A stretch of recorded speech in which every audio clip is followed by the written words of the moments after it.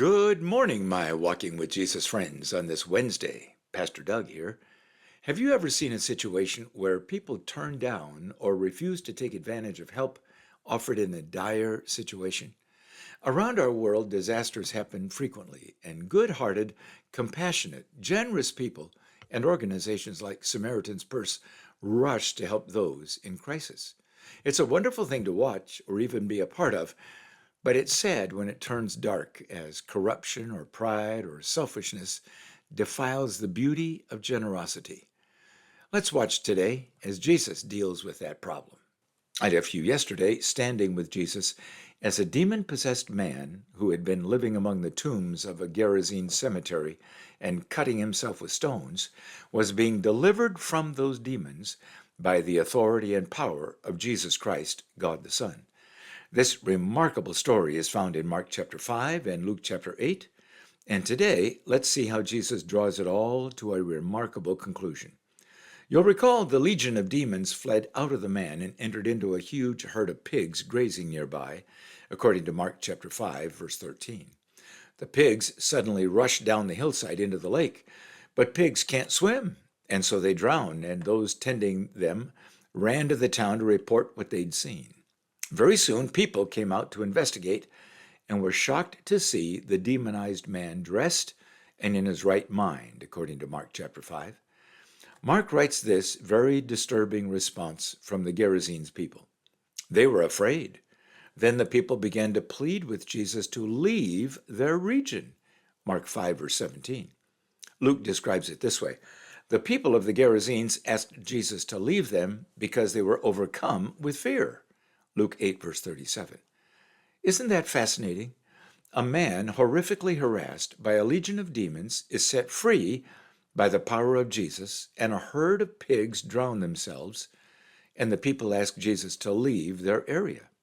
Historians tell us this region of the Gerasenes is the southeastern shoreline of the Sea of Galilee and was a Gentile area, thus the herd of pigs, for as you know, swine are unclean animals in Jewish society. Now pause and contrast what we have seen in how the Samaritans responded to Jesus' visit to Sychar, according to John chapter 4, and how these Gerasenes are responding to Jesus' deliverance of this demon-possessed man. For the Samaritans, the woman Jesus met simply said, "This man told me everything I ever did," John 4, verse 29. For these Gerasenes, they see with their own eyes the power of Jesus' deliverance. Both groups of people were amazed, but one group invited Jesus to stay with them for a few days. The other group asked Jesus to leave as quickly as possible. In both cases, Jesus accommodated the people's request. Now watch that, my friends. Jesus will never impose himself upon a person, a marriage, a family, a town, or a nation. Satan will always seek to impose his will on people, families, towns, and nations. Mark tells us the delivered man, watching Jesus and his disciples getting into their boats and pushing off from shore, begged to go with Jesus. Jesus did not let him, but said, "Go home to your own people and tell them how much the Lord has done for you and how he has had mercy on you." Mark 5, verse 18 and 19. May I ask what you see happening here, my friends? Like you and me, this man had a story to tell. His story, a great story.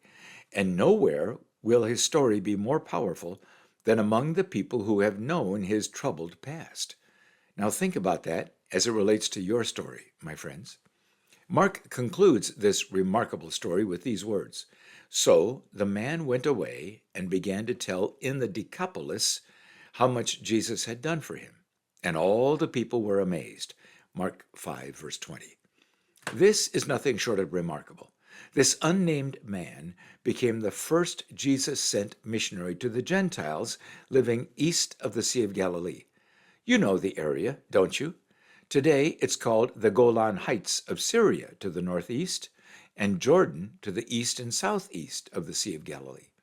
This man could have simply gone home to his family, found a job, and settled down, but his gratitude for being delivered by Jesus needed much more. That gratitude needed to be spilled out. And I imagine each time he told his story, he got better at painting a very clear picture of the horrific demonic bondage which terrorized him and the total and profound deliverance Jesus accomplished in him, driving out the demons. I wonder what questions you would want to ask the Walking with Jesus audience as you contemplate this story in Mark 5 and Luke 8.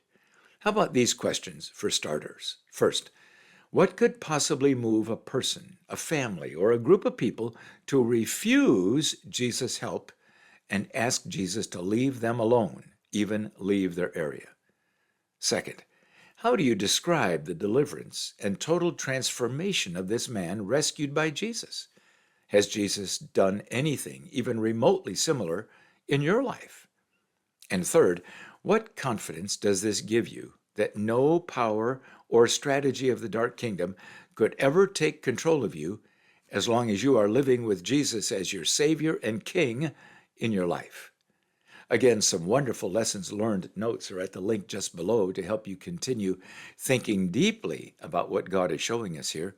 And a great worship song follows. And of course, I'll be here ready to meet with you again tomorrow. Take a moment and thank Jesus for his victorious power over the dark kingdom.